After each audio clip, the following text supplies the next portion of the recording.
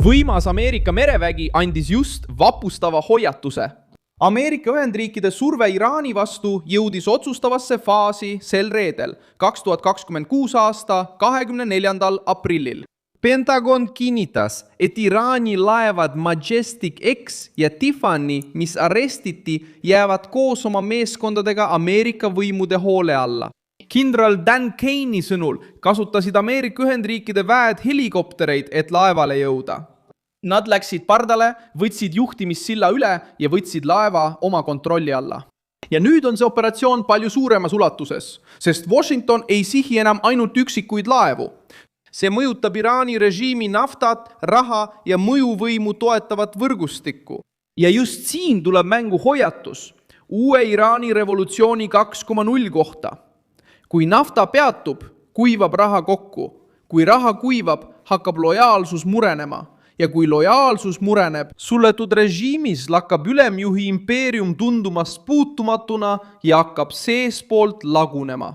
Ma räägin sulle sellest kõigest kohe, aga nüüd tahad sa kindlasti kanalile tellijaks hakata, et olla hästi informeeritud. Reaalajas teave, parima ajakirjandusliku kvaliteediga, mida on nähtud usaldusväärsuse standardis Milson Alvese. Juhtus järgmist. Blokaad algas 13. aprillil, kuid nüüd see kasvab.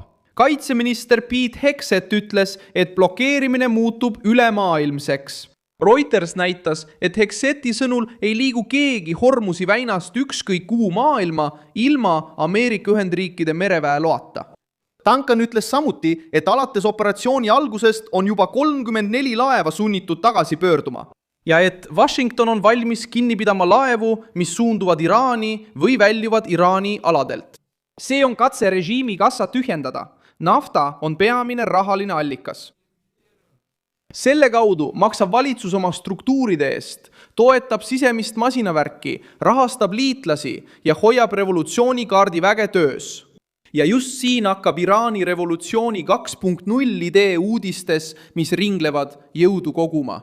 Mitte sellepärast, et revolutsioon sünnib üleöö, vaid sellepärast, et režiim hakkab silmitsi seisma märkidega, mis on varem juba võime kukutanud. Pingeline majandus, lõhestunud eliit, siseturvalisus surve all ja elanikkond, kes on väsinud arveid maksmast. 1978 aastal enne šahi kukutamist varises naftasektor streikide ja tööseisakute tõttu kokku. Kui nafta tootmine seiskus ka raha ja kui raha lõppes, hakkas lojaalsus süsteemi sees murenema. Mõne nädalaga kaotas struktuur, mis näis tugev, oma toe. Praegu ei ole olukord selle perioodi koopia, kuid sarnasus teeb Teherani murelikuks. Ajalugu ei pea korduma. See ei ole mõeldud hirmutamiseks. Tänapäeva Iraan sõltub samuti usaldusest ja seisab silmitsi usalduskriisiga. Samuti peab ta hoidma toimivat julgeolekumasinat. Ja nüüd ei ole see lihtsalt lugu. Ameerika Ühendriigid ründavad just seda teed, mis toob rahasüsteemi sisse. Režiimi probleem on lihtne mõista. Autoritaarne valitsus võib hirmu, propaganda ja repressiooni abil väga kaua ellu jääda. Aga ta peab maksma, see ei ole lihtsalt lugu. Ta peab maksma sõduritele, agentidele, ametnikele, miilitsatele, operaatoritele, liitlastele ja ettevõtetele, kes hoiavad süsteemi püsti. Kui see raha hakkab otsa saama, muutub küsimus. See ei ole enam ainult küsimus, kas režiim suudab vastu seista Washingtonile. Küsimus on nüüd selles, kas režiim suudab hoida oma enda baasi kuulekana. Trump mõistis selle punkti ja ründas otse. Axiosi andmetel andis Ameerika Ühendriikide president Iraani fraktsioonidele lühikese aja, et nad saaksid organiseeruda ja esitada ühtse vastuse. Reportaažis öeldakse, et Washington näeb lõhet tsiviil- ja sõjaliste läbirääkijate vahel, kes on seotud revolutsioonilise kaardiväega ning isegi selles kaheldakse, kellel on tegelik õigus kokkuleppega nõustuda. Ameerika ametnik kinnitas, et Trump oleks valmis andma Iraanile vaid veel 3-5 päeva, et see sisemine segadus lahendada.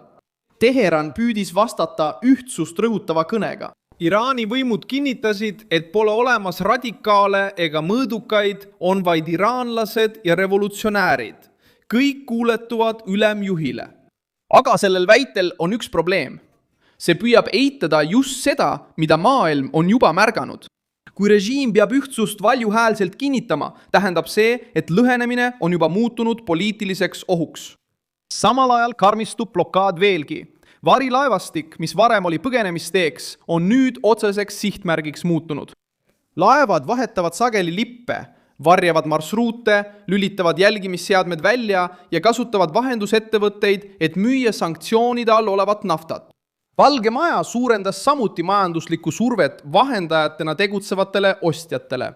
Associated Press teatas, et Trumpi valitsus kehtestas sanktsioonid ühele suurele Hiinas asuvale rafineerimistehasele ja umbes 40 laevandusettevõttele ning naftatankerile, kes olid seotud Iraani naftatranspordiga.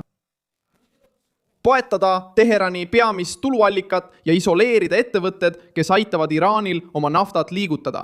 Rahandusministeerium teatas, et jätkab režiimi poolt kasutatavate vahenduslaevade ja ostjate võrgustiku survestamist. See samm tabab tundliku punkti, Hiinat. Pikka aega püüdis Iraan müüa ideed, et tal on piisavalt tugevad liitlased, et taluda Ameerika survet. Kuid Peking peab samuti kaitsma omaenda majandust. Xi Jinping teatas, et Hormuzi väin peab jääma avatuks tavapäraseks laevaliikluseks, sest see on nii piirkonna riikide kui ka rahvusvahelise kogukonna huvides. See lause mõjub Teheranile külma dušina. Hiina võib osta Iraani naftat, võib kritiseerida sanktsioone ja võib pooldada diplomaatilist lahendust, kuid ei soovi näha Hormuzi sulgemist ega paista olevat valmis ohverdama oma energiajulgeolekut Iraani režiimi pärast. See Hiina seisukoht nõrgestab veelgi vastupanu diskursust.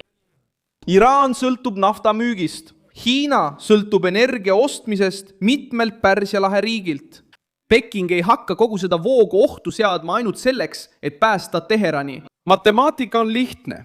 Hiina vaatab oma varustatust, oma rafineerimistehaseid, oma kaubandust ja oma sisemist stabiilsust. Iraan vaatab oma poliitilise ellujäämise poole. Need huvid ei ole võrdsed. Dollari tugevus teeb iraanlaste elu samuti keerulisemaks. Bloomberg teatas Swifti andmetele tuginedes, et dollari osakaal rahvusvahelistes tehingutes tõusis märtsis rekordilise 51,1%-ni võrreldes eelneva kuu 49,2%-ga. See näitab, et kriisi ajal on Ameerika dollar endiselt ülemaailmsete tehingute keskmes.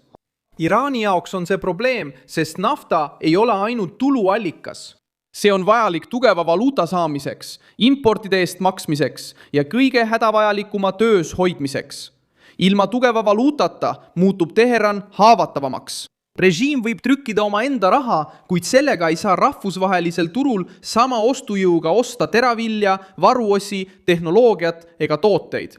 Teised riigid tahavad dollareid, eurosid või ülemaailmselt aktsepteeritud valuutasid.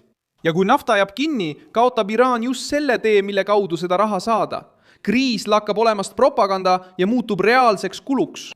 Lõpuks laguneb ülemjuhi täieliku kontrolli narratiiv. Majestic X-est on saanud midagi enamat kui lihtsalt kinnipeetud naftatanker. Sellest sai märk, et Ameerika Ühendriigid on valmis Iraani raha jälitama, kus iganes seega poleks. Ja nüüd seisab Iraan silmitsi lihtsa ja ohtliku küsimusega.